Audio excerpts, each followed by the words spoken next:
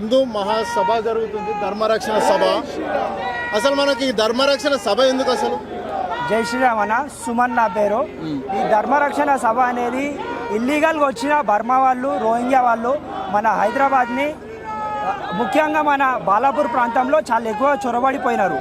So వీళ్ళు ఏంటంటే illegal కార్యక్రమాలు అనేది చాలా రోజు రోజుకి వీళ్ళవి పెరిగిపోతున్నాయి. అది దృష్టిలో పెట్టుకొని సభ అనేది ఆర్గనైజ్ చేయడం జరిగింది. మేమందరం మా తరపున మేము మల్లాపూర్ వాసులము, బాలాపూర్ పక్కన ఉన్న మల్లాపూర్ వాసులము, టీం మల్లాపూర్ కా రాజా యూత్ అసోసియేషన్ తరపున మా యొక్క మద్దతు మేము ఈ సభకు తెలపడానికి మేమందరం గ్యాదర్ అయ్యి రావడం జరిగిందన్న.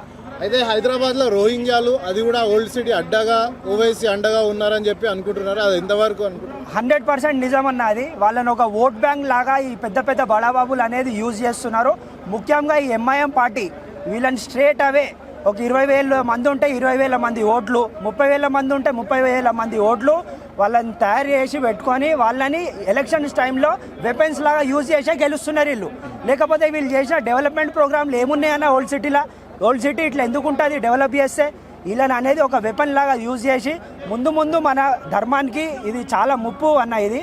సో అదన్నీ దృష్టిలో పెట్టుకొని మేము మా యొక్క చిన్న ప్రయత్నం ఏంటంటే ఈ సభకు మద్దతు తెలపడానికి వచ్చినామన్న. ఇంకోటి, ఈ ముస్లిం నాయకులు కాకుండా మన హిందూ ధర్మంలో ఉన్న హిందూ నాయకులు కూడా ఇదే పద్ధతిని పాటిస్తున్నారని కొంతమంది ఎంఐఎం వాళ్ళని చూసి మన దాంట్లో ఉన్న కొంతమంది హిందూ లీడర్లు కూడా సేమ్ అదే పాలసీ యూజ్ చేస్తున్నారు.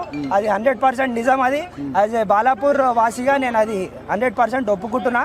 దీని అన్నింటినీ అరికట్టడానికే ఈ యొక్క సభ పెట్టినామని. అయితే ఇప్పుడు మొన్న జరిగిన అయితే బై ఎలక్షన్స్ అయినాయి కదన్న, యూసఫ్ కూడా ఎలక్షన్స్లో మన సీఎం గారు వచ్చి జరగడం జరిగింది. ఆయన మొత్తం కాన్వే చేసుకోవడం జరిగింది, అదే సపోర్ట్ చేయడం జరిగింది. అయితే ఆ సభలో ముస్లిమ్స్ అంటే కాంగ్రెస్ పార్టీ, కాంగ్రెస్ అంటే ముస్లిం పార్టీ అని చెప్పడం కూడా జరిగింది బహిరంగంగా. అంటే అది ఎంతవరకు ఎట్లా ఆలోచించవచ్చు? మరి హిందువులు మెజారిటీగా ఉన్న ఈ రాష్ట్రంలో అది ఎట్లా?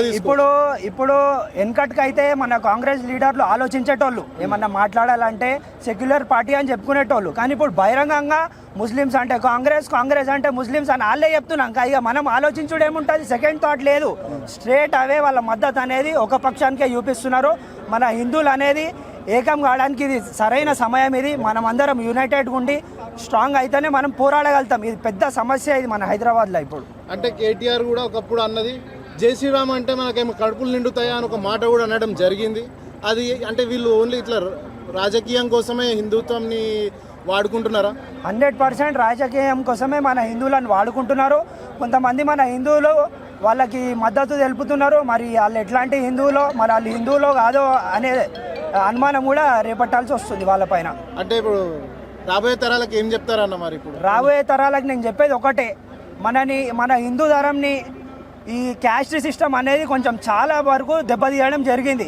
ఈ క్యాస్ట్లు అనేది పక్కన పెట్టి మనం అందరం ముఖ్యంగా హిందువులం, గడప లోపట హిందువులం, గడప బయట హిందువులం, గడప లోపట కులం అనేది ఇది ఒకటి పాటిస్తే మన హిందూస్ అనేది చాలా స్ట్రాంగ్గా యునైట్ అయ్యి మనం మంచి స్ట్రాంగ్ మెసేజ్ ఇచ్చిన వాళ్ళం అవుతాం.